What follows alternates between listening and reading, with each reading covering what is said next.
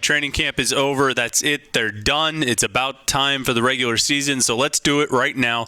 Predictions. Let's lay down the prediction for Pitt 2016. Here we go. First assumption, though, we're going to operate on the assumption, and I think it's a fair one, that this team, this 2016 Pitt football team, is equal to or better than the 2015 Pitt football team. And I think you can get on board with that. Yes, they lost Tyler Boyd, but they've got a senior quarterback. They have a better offensive line, better running backs, should have an improved pass rush. Pretty much all the other positions other than wide receiver should be equal to or better than, what they were a year ago. So we'll assume that. And then we'll do what we've done before, and we'll compare to last year. So let's go through the schedule, predict the record. Here we go. Villanova and Marshall. All right, that's your Youngstown State and your Akron. Marshall's better than Akron, but the game's played at home. And let's be honest, you should win those two games. All right, so 2-0. Then you got Clemson and Oklahoma State. Clemson is essentially last year's Notre Dame game, a game you're probably not going to win because it's a really talented team you're going against. And this year, you have the added disadvantage of going on the road. Oklahoma State, to me, is essentially the Iowa game from last year, even though last year's Iowa team is probably better than this year's Oklahoma State team.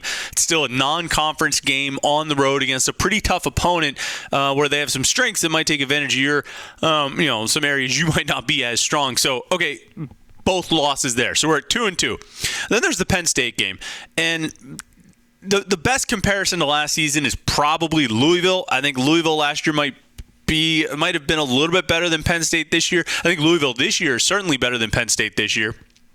It's going to be a tough game. It's going to be a challenging game, but I think Pitt should be able to run the ball, keep Penn State on the sidelines, and just win the game at home. And quite frankly, I don't want to deal with the fallout of what a Pitt loss to Penn State would be. So we're going to call that for the Panthers, and we'll do that. So they're at 3-2. Now that's 5 games, 3-2 through those 5 games. The other 7 games are all common opponents from last season, right? It's the Coastal Division plus Syracuse. Last year they went 5-2 in that stretch, and it's going to be the stretch that ultimately determines this year's record.